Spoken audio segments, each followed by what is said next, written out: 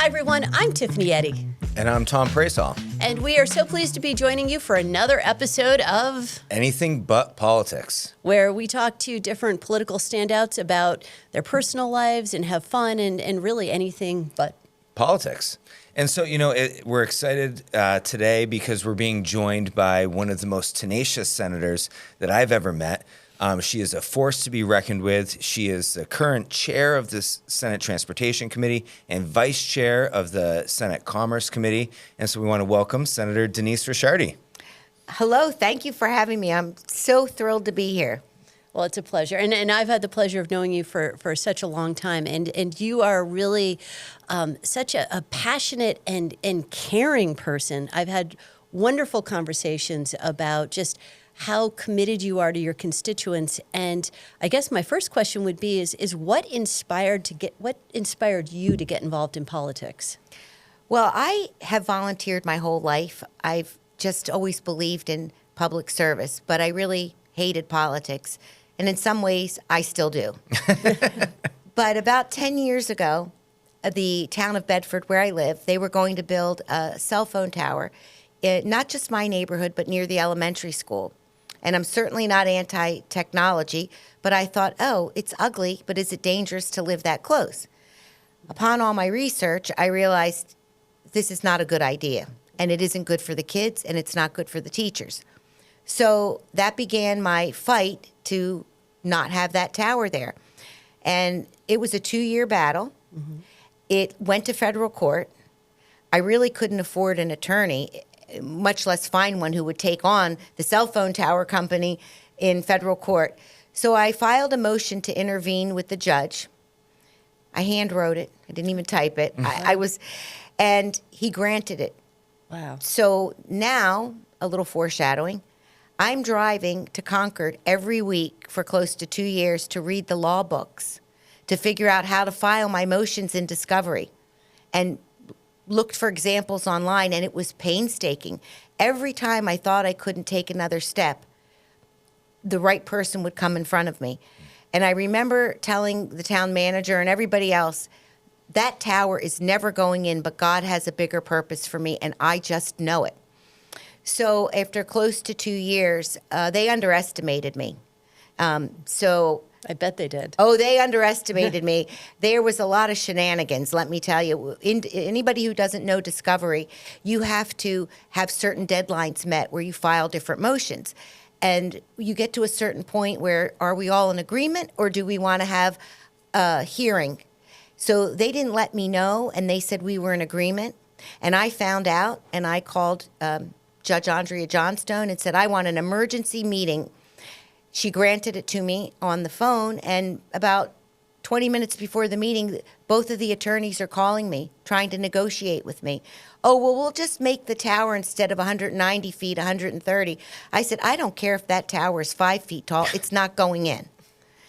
And they couldn't take me anymore, so they withdrew from federal court, and I won.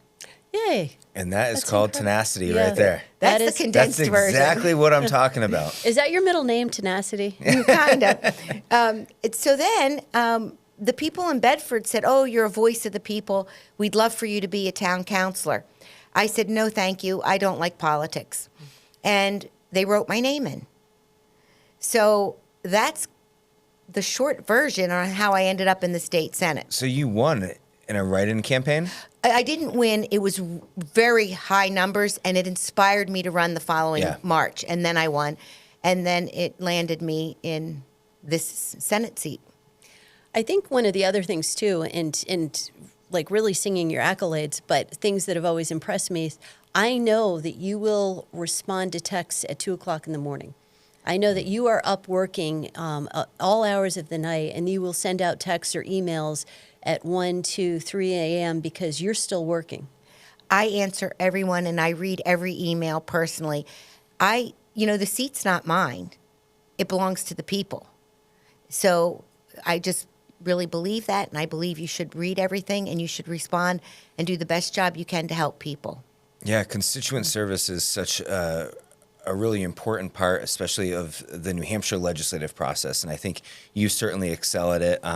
I used to work for Senator Nancy Stiles. She was she's the reason I had to leave state politics because, she essentially did all the work and didn't let me do anything.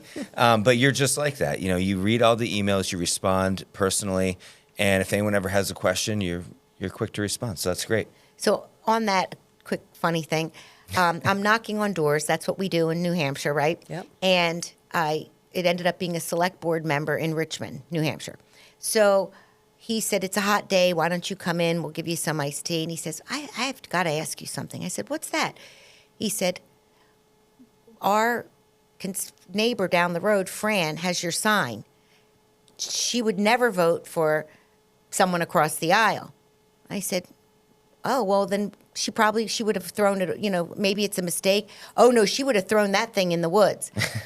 Well, I found out that she took my sign because I responded to her and I helped her with a problem. Yeah. So the crossing the aisle is a good thing. It is a good thing. And, I wanted to, this kind of lends back your constituent service to a story I once heard about you. So now you are married to Giorgio, right? Yes. And you have a son, Alessandro. Yes. And he was in New York City, I think, and you were visiting him. And you were coming back, and this was way before you got into politics, right? Oh, way before the Senate or anything. So I just want to hear the story. I want Tiffany to hear it because I don't think she has. And I don't think so, yeah. It's such a cool story about who you are. So my son was doing an internship in New York City. And it was, he would be missing Greek Easter with us. So I said, I'm going to come visit and stay over. And like a good Greek mom, I had a little bag of clothes for myself and lugged coolers of food and meatballs and everything. And so we had a nice visit, and then I'm taking the bus back because I didn't want to drive to New York. I parked my car in Nashua and took a bus. So I'm at the bus stop, and I see a woman struggling, and I said, are you okay? Do you need help? She said, I can't see. She said, I'm an opera singer and an opera teacher, and I was here in New York for that, my business, and my retina detached. Oh, my goodness. I had to have emergency surgery, and I need sunglasses. I don't have any sunglasses. I'm, very nervous. I said, here's my sunglasses. Let me help you on the bus, and I will sit with you. So we're on the bus for 5 hours talking. The bus stops at some fast food place for food, and I said, you sit here. Let me get you what you want. And when we got back to Nashua, I said, you shouldn't drive home. Why don't we leave your car, and I'll drive you, and then when you're able to drive, I'll bring you back. So she said, no, I think I'll be fine, but we exchanged information. Then many years later, as a state senator, she was my constituent in Mount Vernon now, and I was at a ceremony to help them for their groundbreaking for the library that I assisted them through charitable gaming to get their library. Love and that. She was going around telling everybody, you know how I met Denise? This stranger was helping me on the bus ride home when I was really in trouble. You've been doing constituent service since before you were an elected official. It's just trying to just be a nice person. Yeah, it's called being a good human. Yeah. So let me go back a little bit further. You're not a New Hampshire native, correct? Correct. So where did you grow up, and how did you end up in the great state of New Hampshire? I was born in Pennsylvania, the suburbs of Philadelphia. And the day before I turned 16, my father got transferred to Texas. Ooh. And he worked. Transfer. What was? Yeah, I was going to ask what was his He was an profession? electrical engineer for Reynolds Aluminum, and they had a plant in Chester, Pennsylvania, and they weren't getting the business that they needed, and they were doing layoffs. But they kept my father by transferring us. But before I finish that, let me tell you what I did, because I'm 14 years old, and when I found out we might have to move, I started, now remember, there's no cell phones, there's no computers, house phone, yellow pages, Yep. do your own research. So I started calling companies that do wire and cable to have meetings with them to get them to put the wire and cable underground to give, provided they gave the business to the company my father worked for Oh wow.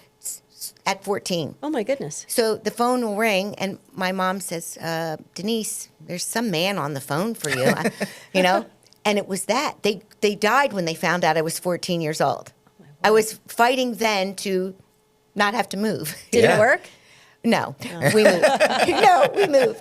But so we moved to Texas, and now it's the day before I turned 16. That's a terrible time to move, you know. But I was told a long time ago that I adapt well, and I can do anything for a short period of time, and it ended up being a nice experience. And then we got transferred to Virginia, which I loved, and then I was still living in Virginia, and my parents ended up in New Hampshire because my father had a background to solve a really big problem, but he was older, still with 3 girls, so he negotiated a job. So I visited and decided, nothing's holding me in Virginia. Let me come to New Hampshire, and I've spent most of my life now here in New Hampshire, almost 45 years. So did your dad get transferred to Virginia as well? Or Yes. Okay. So, but I know you went to Sam Houston University, right? Yes. So you loved Texas. I loved Texas. They left. I stayed, and I went to college there. It's a different place, you know. It's an experience. Yeah. What was difficult, though, I was being in 11th grade, and the town we moved in didn't have a high school, so I was being bused to. It's called Humble High, spelled like humble. It's where Exxon was discovered. And I go in and they say, here's your handbook. I said, oh, a handbook. Why does it say no spitting in class? Who would do that? And they meant tobacco. Oh, wow. Right. Yeah, it was different. A little different A there? little different, you know. But I embraced it. Yeah. So you graduated from Sam Houston. Right. Right. And then you moved back to Virginia? Back to Virginia. Yep. And what were you doing? What was your degree in, Well, my degree was in marketing, but what I did, I actually started in fashion merchandising, but then after I had to do a thesis and interview, they said, get out of it. It's not rewarding. Your best thing to do is marketing. So I switched. And then I got involved in insurance, and I became part owner, once I was here in New Hampshire, of a small insurance company that assisted people 65 and up. Oh, wow. And so that's what I did. And then you met your husband. Met my husband on a blind date in Nashua. Oh, really? Blind date. Yeah. Well, so I was working a lot with mostly a male industry, and mostly married. And I would shop at Market Basket for myself, and I would, I talk a lot, so I would say, don't you know anybody nice I could meet? And one day I went in, and the dairy manager said, our supervisor and buyer saw you in here, and he said, I'd like to meet that nice lady. And so here's his phone number. And I said, well, I'm kind of old-fashioned. Here's mine. He has to call me. So we met for lunch, because anybody out there listening, if it's a blind date, do lunch. You have to get back to work. And I'm not tall, but I always really liked tall men. And I saw him, and he wasn't tall. But by the end of that lunch, he seemed so tall to me. True Italian style. He walked me to my car. Aw. He kissed me on each cheek. And it was April 4th, 35 years ago. And I remember that he was so gracious to my family and good to my family. And that meant so much to me. And I remember he lived in a duplex in Hudson. I had an apartment in Nashua. And my father's birthday was coming. And he was going to be 65, and I wanted to do a surprise party. And all my dad's family were all in New Jersey. And I know my mom said, no, they're not going to come. Everybody's getting older. And I said, Mom, they're going to come for a funeral. So let's do it for a happy occasion. Yeah. Best thing I did. My husband opened his house. We did it there. We cooked together. And it was one of the best moments for my dad and my family. Oh, that's a wonderful story. He was very good to my parents. So you meet Giorgio, Yes. right? You guys fall in love. And then when you decide you're going to get married, now he's Italian, you said, right? Correct. And so you went to Italy to get married. So first what we did, so we met in April, and then he took me in September to meet everyone. So I'm meeting all the family for the first time. In Italy? In or- Italy. Oh, wow. So I didn't, speak any Italian then. And I'm sitting with 26 people, and they're all talking. And my husband kept holding my hand, and he kept trying to translate. And so I said, okay, what can I do here? Well, just keep smiling. That's universal. And then get up and do all the dishes. They'll love you. And so I did. And that, so then we got back. So that's September. And he started talking about how my rent was very high. Way back then, it was $880 and didn't include anything. Oh, wow. And he's That like, is high. yeah, right? It was a nice place. But so then he said, well, why don't you just, we talk about moving in. And I said, I don't know if I should say this on your show, but it's a true go story. For it. Yeah, go for it. We're honest here. I said, my dad said, why buy the cow if you can have the milk free? I said, I'm not living with somebody. And it wasn't because I wasn't, close with him. It was just that if I'm going to, wash your clothes and clean your toilets, I want to be married. Yeah. That's just me. So that December, we got engaged. And the following September, we got married in Italy. Nice. And they made my gown over there. Oh, my goodness. The wedding was 3 days. It was on the Riviera. Wow. It I was bet the you're best beautiful. party I ever went to. Yeah, 3-day party. Yeah, It sounds was, like it was a heck really of a it was time. really nice. You'll have to go back and renew your vows. Well, you do go back regularly, right? We go. Well, when I wasn't in the seat, we would go twice a year.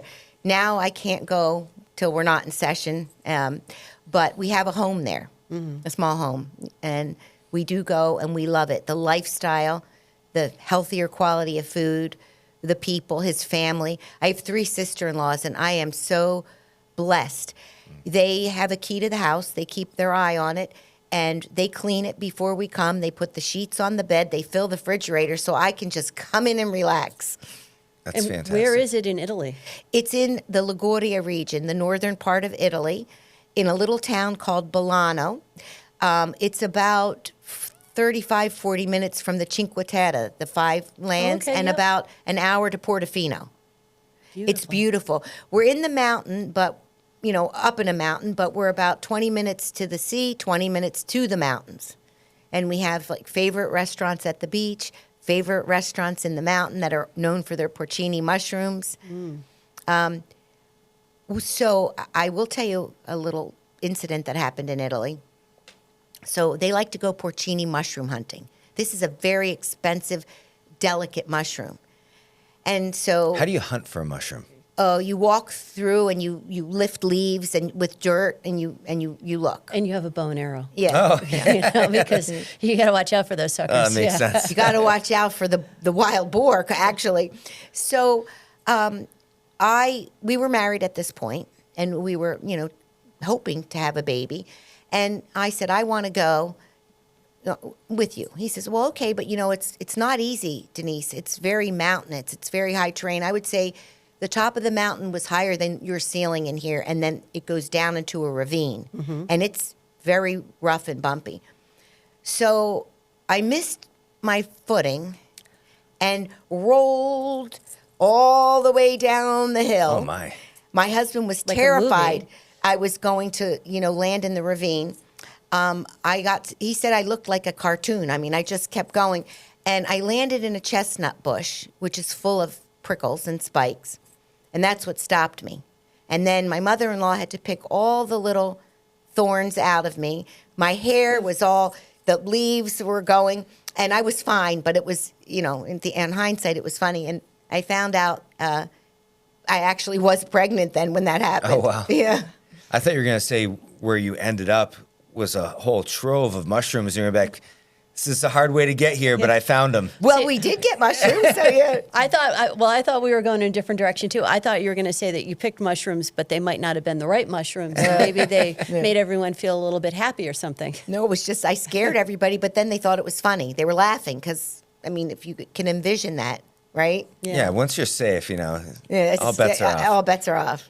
So you've talked a little bit about food and cooking, and now I'm actually really hungry for Italian food. But from what I've heard, and some of our guests have come on, and they keep promising to bring us things like fresh baked brownies and whatnot. But you're a really good cook. I love to cook. I actually taught cooking classes for Parks and Recreation in Bedford about 20-some years ago. Oh, no way. What, and was it Italian food? I did all Mediterranean Or foods. Greek? Okay. Just different parts of the Mediterranean was the theme. And people loved it. Honestly, to this day, I'll bump into somebody in town and they'll say, when are you going to go back and teach cooking classes? People really enjoyed it. That would be fun. Yes, It was chef. fun. They brought their own beverage. And I tried different things like hands-on cooking. No, they didn't like that. They wanted to watch me cook. They wanted to eat everything, get their printed recipes, and then because I would overdo the amount of food, they would bring Tupperwares and just bring home the food to the family. That doesn't sound like a bad time. No. No. And I do. I love to cook, even as busy as my schedule is. I plan my menu 1 week in advance. I write my grocery list so that I can Wow. make nice dinners every single night. And what's your favorite dinner to make? Well, I like to do a lot of seafood and pastas and some of the things that you won't necessarily see here. I learned a lot of things in Italy, and I also, of course, being Greek, make a lot of Greek food. But my specialty is zuppa de pesce, soup of the sea. And another one is a swordfish and spaghetti dish with zest of lemon. Okay. And I know you sent me a Chiappino recipe. Yes, you said I want a Chiappino recipe. So I plan. I did Asian this week. I did a homemade hot and sour soup, Oh, wow. a pork and chili celery stir fry, and then I did. It's called Blessings Amazing Shrimp, and it was all really good. I'm So- so hungry now. I know, me too. And I give you a lot of credit because so you alluded to the fact that, you know, your mom was Greek, your dad was Lebanese, but so you make a lot of Greek dishes. And being married to a Greek myself, I know that Greek dishes take forever. I think, you know, the minimum number of hours she's in the kitchen is like 3 when she's making something. I know, like stuffed peppers take a little while. Just everything. Grape leaves, spanakopita, Yeah. everything takes long. Italian food too. If you're making homemade ravioli, it's a process. Avgolemino takes at least a good 5, right? To boil the chicken and everything, make the stock. To do it by scratch. Yeah. But you know, you can't put a price tag on your health, and eating at home and eating healthy is good. Yeah. No, it And really food is love, right? Food is love. Absolutely. I know I love 100%. food. And And it loves me. And I can't wait to get some after this. But let's shift a little bit to talking about your Greek heritage, because I think, you know, you're married to a Greek. I know a couple Greeks here or there, but there's a wonderful Greek community here in New Hampshire that I think you've had the pleasure of being part of. What do you feel it means to be Greek here in the Granite State? It means, first of all, a love of life. You embrace life. You enjoy life. You take time to really, you know, that old saying, smell the roses. It's about family. It's about a true sense of community. You may not be related by blood, but you're related because you're Greek. I love it. When I was growing up, sorry for saying it this way, but like all my American or non-Greek friends, whenever I would bring them to our home to eat or to a Greek dance or anything Greek, they would say, "Can I turn Greek? How do I do that?" Isn't it true? Yeah, people said that to me when they went to our wedding. I think that may have been because of all the dollar bills flying around, but It's just the culture. It's just the true culture of it. As a matter of fact, I'm trying to bring this wonderful resolution to the state of New Hampshire that the entire Greek community across the state really would like to see happen. It honors and remembers the Greek people and the culture of Greece, and I'm hoping I can make that happen. I have a lot of people counting on me. Well, we hope that you're successful with that. Thank you. yeah, I actually think one of the first times we met was celebrating when the governor would always bring everyone to the council chambers to celebrate Greek Independence Day. And, you know, I remember one time you called me and then, you know, the priest called me and I was like, I'm not Greek, guys. Like, but you're married but to you're one. married But you're married. Yeah, I love That that. counts. I love that we do that here at the State House, and it's March 25th is Greek Independence Day this year. Well, you know, my first introduction to the Greek culture in New Hampshire was Glendy. And back in my Channel 9 days, George Kapatis, who I love, hello, George, he used to come into the newsroom the night before Glendy started, and he would bring all of us baklava ice cream. And we would sit around the big table, we called the cab stand, and we would eat this incredible ice cream, and we'd get all excited about Glendy, and then we would naturally talk about George and the visit and the ice cream. But I just remember thinking, like, boy, this is magical. I love Glendy, and we have such a even the most elder people of our community are there cooking, and it really is wonderful. I've always volunteered there. Now that my husband's retired, he was volunteering, and it's good, and it's a big community fundraiser as well. But people love the food, and they come, and the music. Yeah, I'm just thinking about the Lucamadas right now. But speaking of St. George, where they hold Glendy, you were a Sunday school teacher there for a number of years, right? Yes, I was. I was there for a number of years, and I left my legacy because if you go upstairs to my old classroom, I had a different way about teaching. We did the lesson, but then I always wanted to do some type of learning hands-on art project. So I, of course, got permission. We popped all the ceiling tiles out of the ceiling, and I let them all paint some sort of message that was related religiously but important to them, and those tiles are still there. Are they really? And I painted one myself. That's great. Yeah, so that was fun. I loved it. The reason I resigned was, how we have our children's sports now, or they're on Sundays, and he was a rower, and I felt like I couldn't devote the time I needed. But I loved teaching. And I had a very good attendance because I came up with a creative idea. And I made like a dollar bill out of paper, and I called it Blessed Bucks. And if they came, they got a blessed buck. If they made an offering, they got a blessed buck. Then at the end of Sunday school, the end of the season, I would buy a bunch of gift cards, and they could use their little blessed bucks to buy them. Oh, it made my attendance good. That's adorable. Yeah. That's a great story. And it's come full circle because I know you're working on, I know we're not supposed to talk politics, but you're working on gift card legislation this year. Yes, I am. Very good bill to protect people from fraud. Yes. Oh, Yeah. But we so appreciate that. obviously you met, you're Greek, and so when you go to Italy, obviously it's just a hop, skip, and a jump over to Greece. And is your family from Thessaloniki, or is that just where you visit? We visited Thessaloniki because Alessandro was in school there. Okay. My grandparents and all were from Kalamata and Sparta. Okay. Yes. Oh, wow. And the plans are, we do spend more time in Italy because my husband, the family, and Well, the you house. have a house there. Right. It's free. But last year we were going to go to Greece, and he didn't want to go because we were there when it was so hot. Mm-hmm. It was a campaign year. You can't go in September.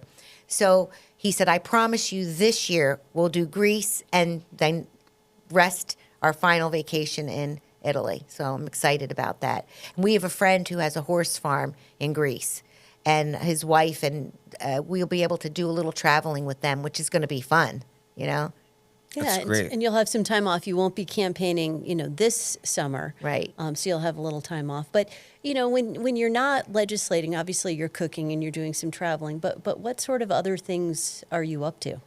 Well, I'm still on different boards in Bedford, BCTV board, trustee of the cemeteries. I can't seem to let go of trying to be helpful. I also love to exercise, and I go to Orange Theory. A little shout out for them, but I do that. And the job keeps me very, very busy, And plus, you're making home cooked meals. So I guess another question that I would have is like one woman to another. Where do you get this energy? I mean, maybe it's because you are exercising, but you're a full-time state lawmaker. You're doing grocery lists and cooking, fresh made meals every single night of the week. You're on boards. Where do you find the time and the energy to get all this done?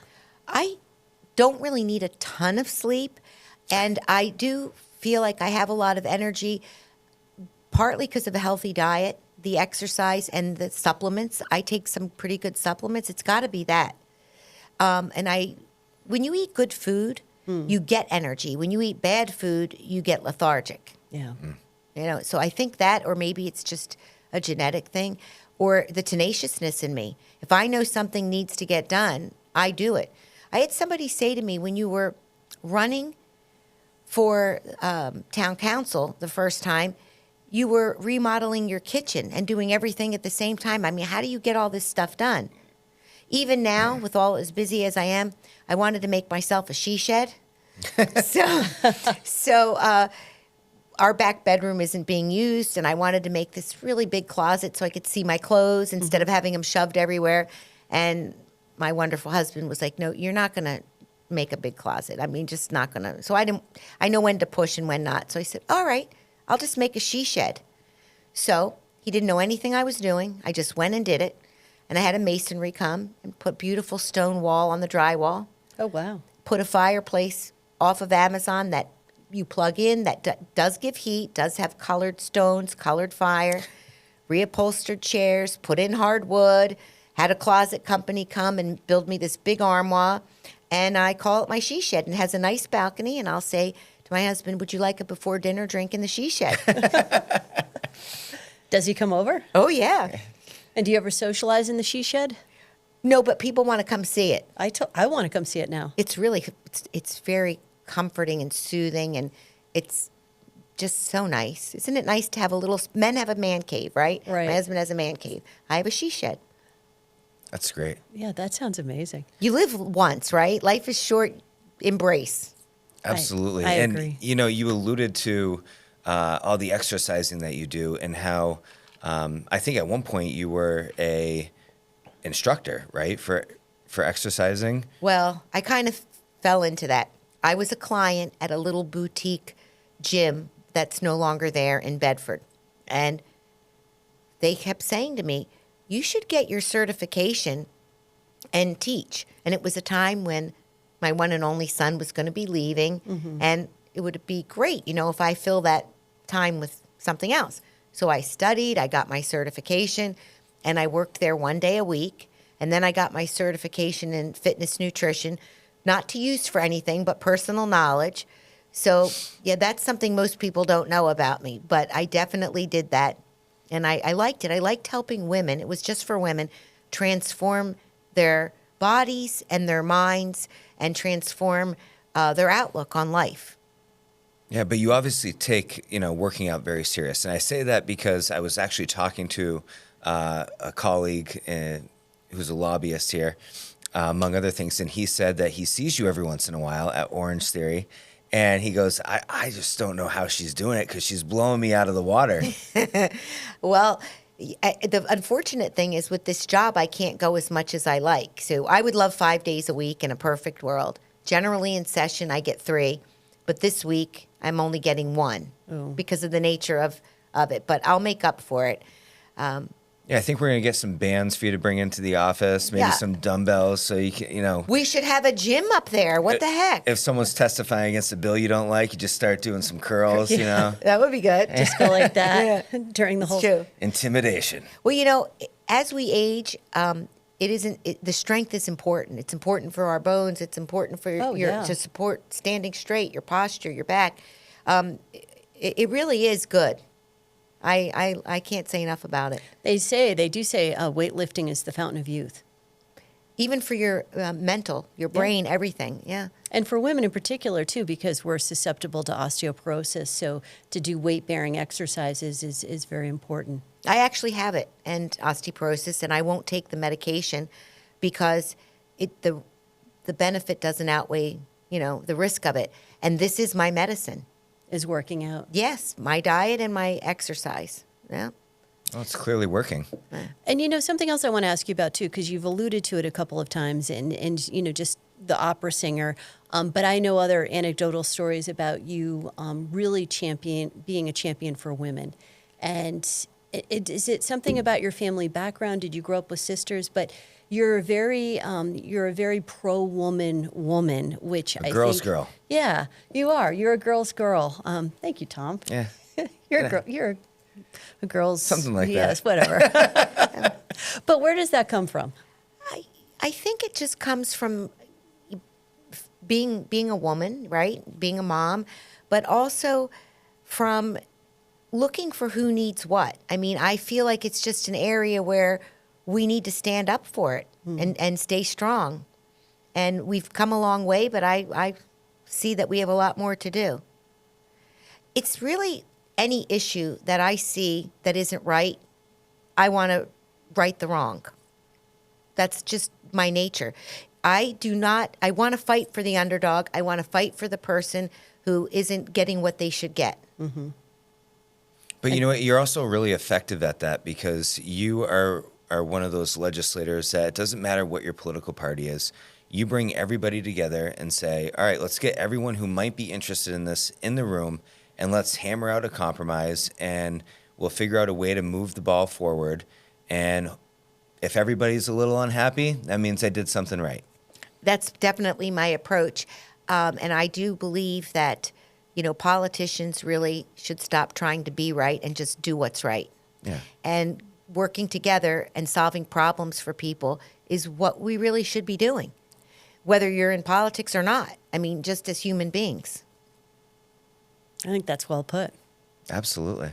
I think that's a good note, and I don't know anything else to ask, follow up on that. But No, I'm sure we'll think of things and That's we'll have you come back on. But I'd love to. This has been so fun. Yeah. that was a great closing line. It was such a pleasure to have you on and get to know you better. I've known you for a while, and again, I just think I would always say that one of the things that first impressed me was just you are a woman's woman. You're one of the friendliest, most energetic, kind people that you could meet. Thank you. So thank you very much. Thank you, and thank you for having me, both of you. Always a pleasure. Great. So, Senator Denise Ricciardi, thank you so much for coming on Anything But Politics. And on behalf of, my partner in crime here, Tom Prasol of Demers, Prasol, and Thomas. Not Demers, Thomas, and Prasol. But thank you so much for joining us. I'm Tiffany Eddy, and can't wait to see you again and have Senator Ricciardi back on again.